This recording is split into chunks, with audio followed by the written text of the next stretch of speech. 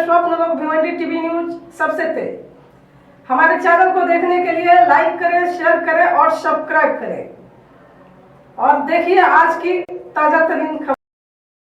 भिवंडी तालुका ग्राम पंचायत गुंदौली में श्री संत शांति ब्रह्मा एकनाथ महाराज समाधि शोला का आयोजन हबप श्री कबीर महाराज रघुनाथ महात्रे साहब के नेतृत्व में हुआ। हम आपको बता दें कि श्री कबीर महाराज जी को एक तमन्ना था कि वो एकनाथ महाराज जी का जो है मंदिर बनवाएं। लगातार आज 30 सालों से जो है मंदिर बनकर पूर्ण होने के बाद श्री संत शांति ब्रह्मा एकनाथ महाराज समाधि शोला का आयोजन करते आ रहे हैं, जहाँ पे आप देख रहे हैं कि हबप श्री बालाराम महाराज पाटिल जी ने श्री संत शांति ब्रह्मा एकनाथ महाराज के जीवनी का कुछ अंश सुनाया, जिसे हम आपको हमारे न्यूज के माध्यम से थोड़ा सा दिखाएंगे। तो वहीं पर पूर्ण जानकारी आपको हबप श्री कबीर महाराज जी के द्वारा सुनने को मिलेगा। और हम आपको बता दें कि सुबह आरती पूजा करने के बाद से ये कथा चालू हुआ, उसके बाद से महाभंडारा का भी वहाँ पे आयोजन किया गया था। तो चलिए देखते हैं वहाँ का कुछ दृश्य और सुनते हैं। साठी नाही, ही माझ्या शरीरासाठी आलेली आहे, तुला देता येणार नाही यांनी बलजबरी केली हो। आणि शेवटी जमदग्नीला मारला, त्याची आई ती काय तिचं नाव रेणुका, तिलाही मारलं। त्यावेळेला परशुराम जंगलामध्ये तपाला गेलेला होता, रेणुकेवर 21 बाण मारले त्यांनी। त्यावेळेला तिने आरोळी दिले, परशुरामा भक्तावच उदार आहे, त्याच्यामध्ये भेद आहे। तो काय करतो, भक्ता राखी पायापाशी आणि दुर्जनाशी संवारी, त्याच्यामध्ये भेद आहे। देव काय करतो, अगोदर भक्ताचा सगळा घेतो आणि नंतर भक्ताला देतो। नामदेव महाराज देवाशी भांडतात, देव सांगतो मी उदार आहे, ह्याला दिलं त्याला दिलं। काय म्हटलं, तुम्ही दिले कोणाला दिलं, म्हटलं तुला मग पुरावा देऊ का, म्हटलं तर द्रौपदीला मी अन्नाचा ढीग निर्माण केला ना। ए देवा फुशा, एक सरदार ब्राह्मण होता, त्याचा एखाद्या वेळेला कुठला परचक्र चालून आला तर स्वतः तलवार घेऊन तो ब्राह्मण असून पुढे जायचा आणि शत्रूवर तुटून पडायचा, एवढा तो बलवान होता। आणि म्हणून त्याची त्या मुसलमानांच्या दरबारामध्ये छाप पडली आणि म्हणून तो सांगेल तसे सर्व वागायचे। तर त्या जनार्दन स्वामींनी स्वतः दत्त भक्त असल्यामुळे गुरुवार दिवस हा त्यांनी सुट्टीचा मागून घेतला। गुरुवारी मला कोणी विक्षेप करता कामा नये, मी माझ्या पूजेमध्ये रम्य राहिलं, रमन आणि तिथे कोणी कोणाला मला यायचं नाही, अशा प्रकारे सरकारी दरबारामध्ये गुरुवारची सुट्टी घेतली। आता आपल्या भारतामध्ये सुट्टी कोणत्या दिवशी आहे, रविवार। कशासाठी ती सुट्टी आपल्या कामाची, दारू पियासाठी। पाकिस्तानमध्ये शुक्रवार कशासाठी सुट्टी आहे, त्यांचा तो कोणता दिवस आहे, जुम्मा, नमाज पढण्यासाठी खास त्यावेळी सरकारी सुट्टी ठेवलेली आहे। ही सरकारी सुट्टी जी आहे ना रविवारची, ही इंग्रजांची सुट्टी आहे। ते त्यांच्या चर्चमध्ये त्यांची ती सेवा करण्यासाठी त्यांना रविवारचा दिवस पाहिजे म्हणून त्यांनी सुट्टी ठेवली। मग भारत सरकारला कळत नाही का, तर इथे संपूर्ण हिंदू समाज आहे, मग या ठिकाणी हिंदूंच्या कुठल्या तरी देवाची पूजा करण्यासाठी सोमवार गुरुवार असा ठेवा ना। परंतु आपल्याला त्या सुट्टीची काही घेणं देणं, आपल्याला फक्त नुसती एन्जॉय करण्यासाठी सुट्टी पाहिजे, देवाच्या साठी कोणाला सुट्टी नको आहे। पण ह्या जनार्दन स्वामींनी गुरुवारची सुट्टी मागून घेतली दत्ताची उपासना करण्यासाठी, आणि प्रत्यक्षात दत्तही प्रकट झाले। असा ती ख्याती ऐकल्यानंतर जनार्दन स्वामीला भेटण्यासाठी नाथ महाराज कुठे गेले, पैठणवरून तर त्या दौलताबाद किल्ल्यावर गेले। पहिल्यांदा सुरुवातीला दर्शन झालं नाही, कालांतराने दर्शन झालं।